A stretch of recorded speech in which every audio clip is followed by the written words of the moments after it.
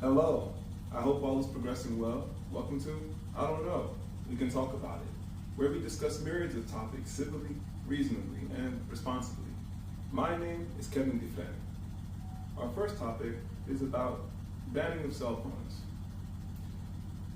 Some states are instituting a ban, working on instituting a ban. And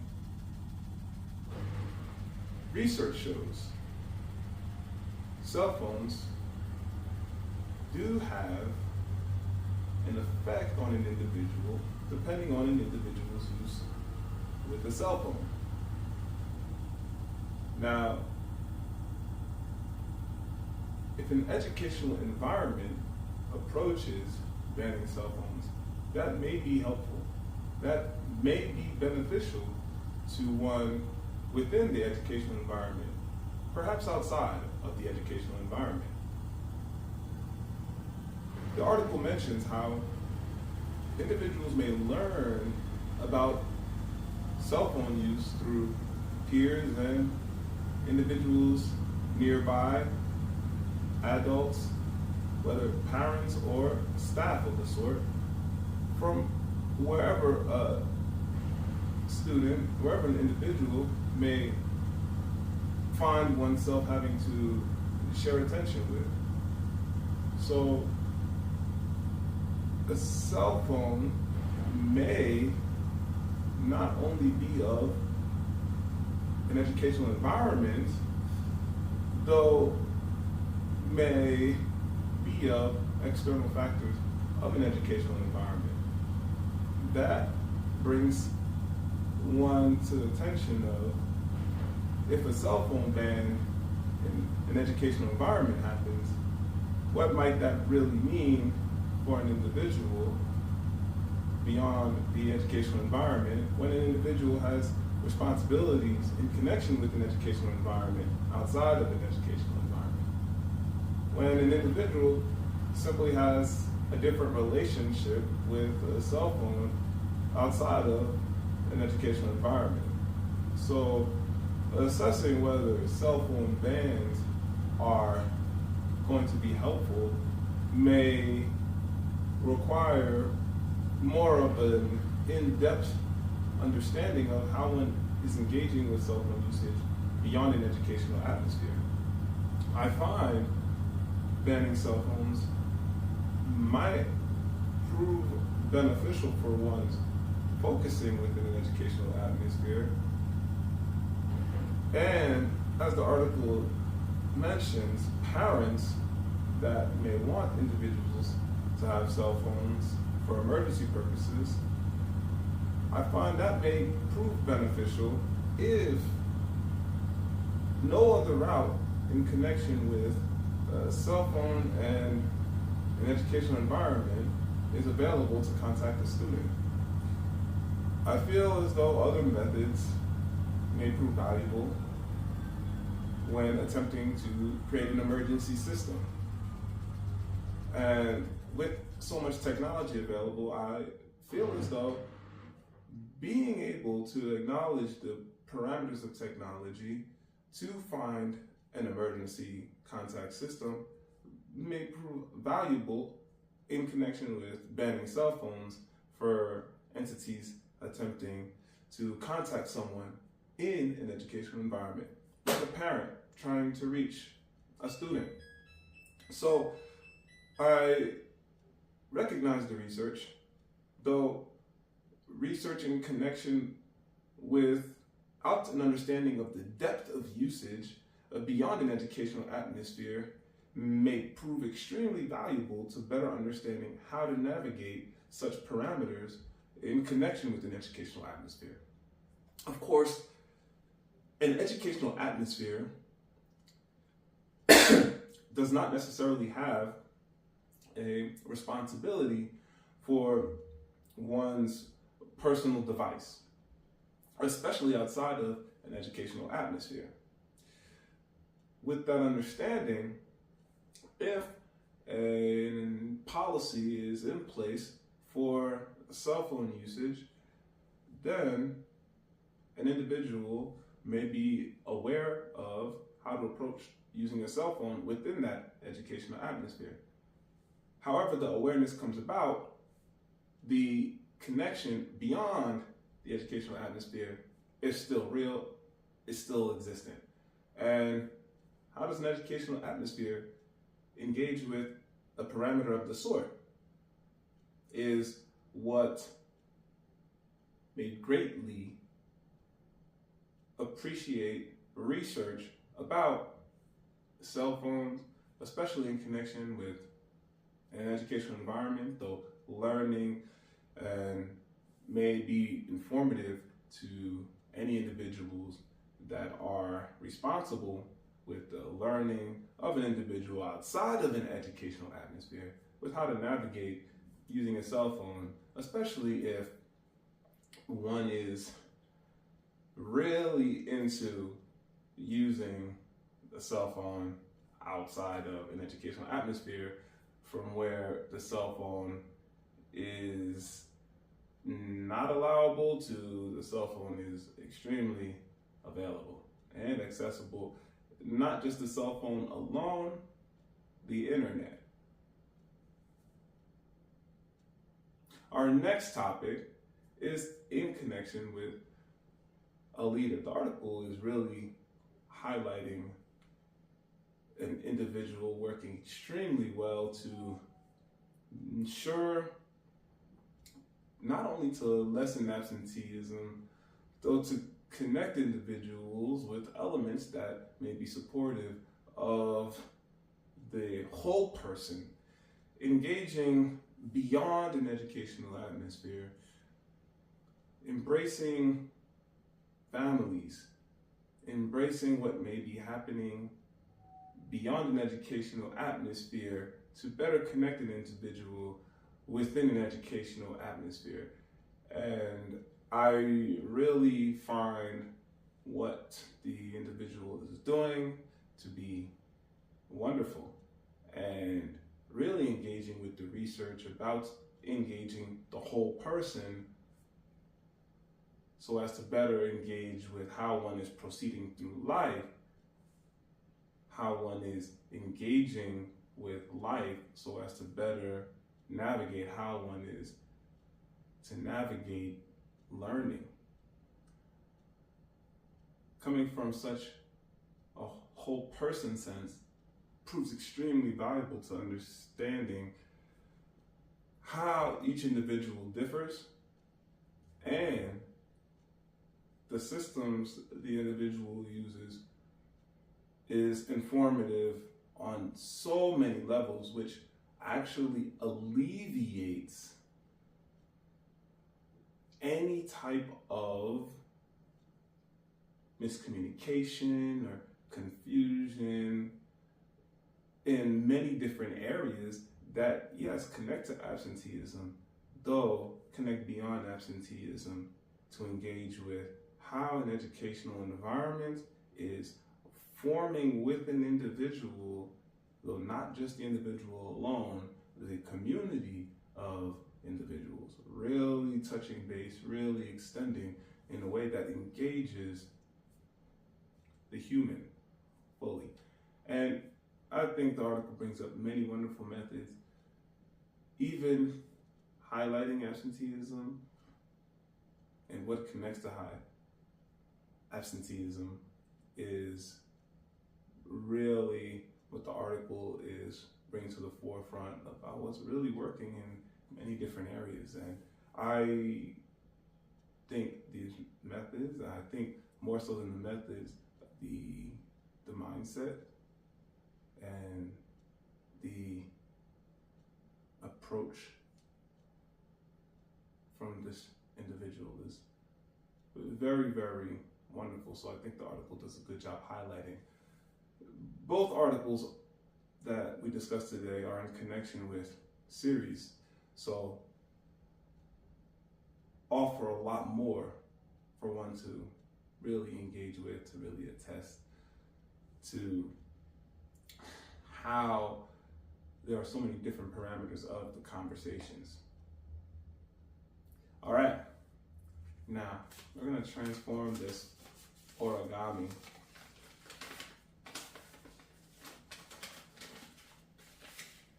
into a dragon. So we're going to take an origami heart and we're going to fold it into a dragon. Of course, you can have just a regular square paper to start with. Okay. Now, to make this fold, we're going to go with getting toward a bird fold. If you're familiar with the crane, you'll note we're going to be engaging with a diamond base. So I'll call it a diamond base, where we'll have 2 diamonds on both sides. So we fold up here and we fold in our sides. You'll see going from point to point, then edge to edge on the opposite side will give us the option of being able to quickly make a diamond or a triangle. We're going for this diamond form. Okay. Next step is we're going to fold in the sides because we're going toward that initial point of the crane where we can begin to fold for a swan as well. So many bird folds progress from here. And so what I'm doing here, if you're really unfamiliar, is just taking in each flap and I'm folding it in. You'll be able to see them both here. It doesn't have to be perfect. Okay. Next, after I get all these flaps, just flap down this top part. Okay. Flap it down, and afterward, we're gonna just open up here. We're gonna open up this fold, and we're just gonna bring it in. And this is the bird fold. For more intermediate advanced birds, I like to say, because we can make a rooster, can make a chicken without this fold actually. We get the other side up here. You see, I'm just opening these flaps up and then I'm just bringing it up. Okey-dokey. Next,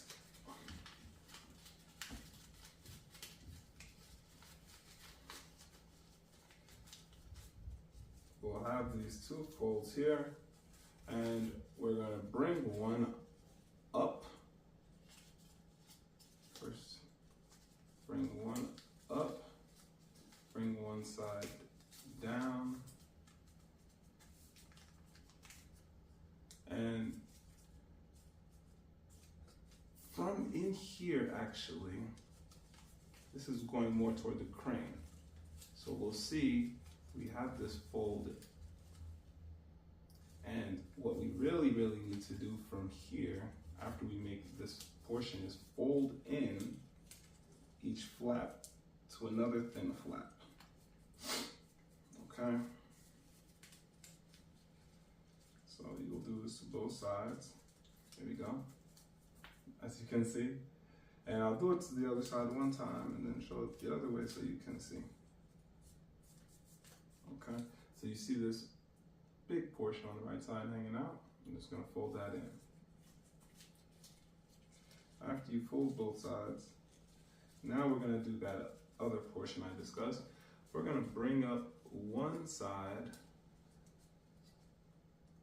up, and then we're going to bring the other side down. We're going to bring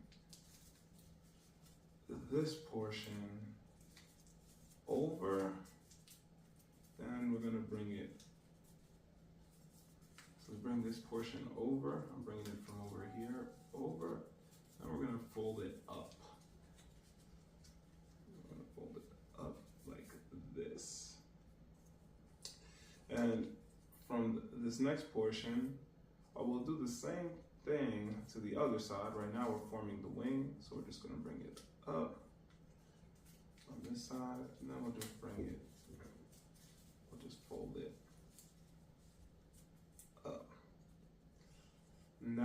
next thing we're gonna do is we're gonna take our, you can see we have like 2 forks. So we're gonna take this portion here and we're actually gonna bring it out and we're gonna fold it in. And so what we'll do next is we'll just crunch it in and we'll fold in here to make our tail.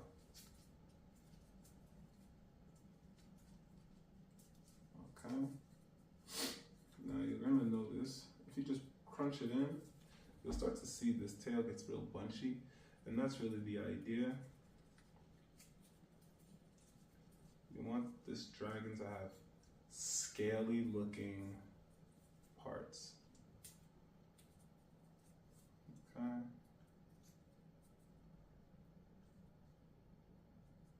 And then if you look real close, you'll see my dragon tail. It's even bending. My dragon is looking more like a flying dragon, but we're gonna get to more of that in a little bit. This head portion here, we can take it and we fold this head portion at the base, similar to the tail actually. So you just bend it in, you can just crunch it back a little bit, crunch it back a little bit, and then you can fold the head in. The head's gonna require like a triple fold here, so one for the head part, we'll fold it in, okay? Then of course you see it looks like a crane, right? We're not going for the crane head, but we're going for more of a dragon head, so it's gonna need more of a crunch here. So we're gonna take this tip, fold it in, and then we have to, again, fold it. So then we're gonna have our dragon head. Okay, now we have really more of a dragon head. As you can see, it looks more like armor. To really give it more depth, a good idea is to just bend it in. So bring this in a little bit here, give it another scaling, if you will, right here. And then we'll have the dragon head forming with more scalish looks. All right, and voila, there you go.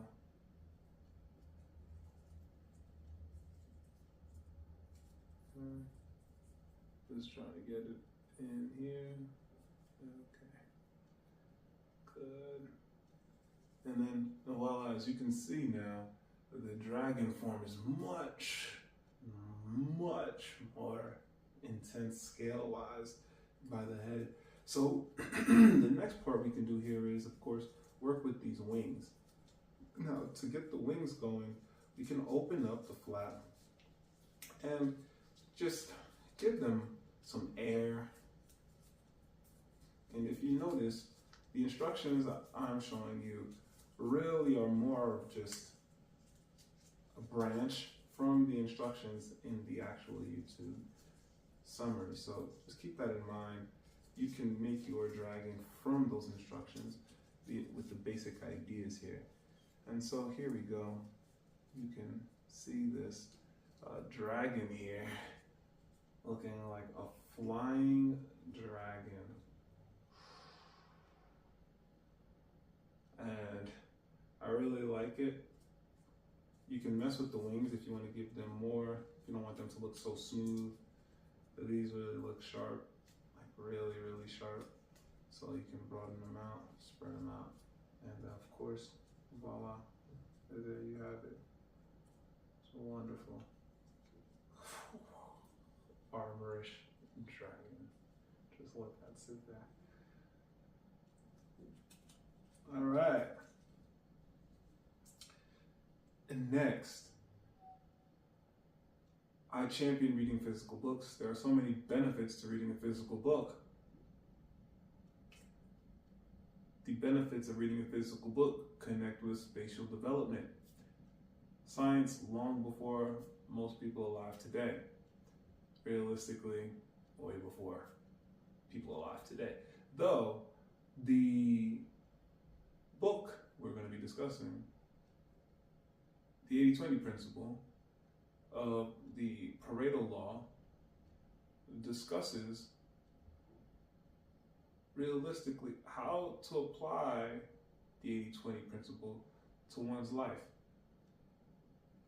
And I find the 80-20 principle is wonderful to think about. 80-20 is a great way to start, to understand how 80% might affect 20% or 20% affects the 80%. The idea revolving around realistically being more efficient with what one is engaging. And the 80-20 principle applies to many different levels of one's life. The 80-20 principle may connect to one personally, emotionally, myriad forms, as well as beyond one's immediate life, though in connection with one's life. So I think the 80-20 principle brings value to any seeking to be more aware, more efficient of oneself, though keeping an open mind to what possibilities may be with what one is engaging with. And the 80-20 principle is in connection with other ideas as well, in terms of numbers, whether that be 90-10 or 85-15. The idea is to navigate what is important, what is relevant in actual parameters of processing, of thinking in myriad forms. And the text addresses how to apply the 80-20 principle. And I'm really glad about reading the text. I find the text extremely interesting. I think Pareto's law is extremely interesting. And I think anyone can use the 80-20 principle well with one's life to really assess what needs assessing in one's life well. So, thank you for joining another episode of I Don't Know, We Can Talk About It. Onward and Upward, Dufresne.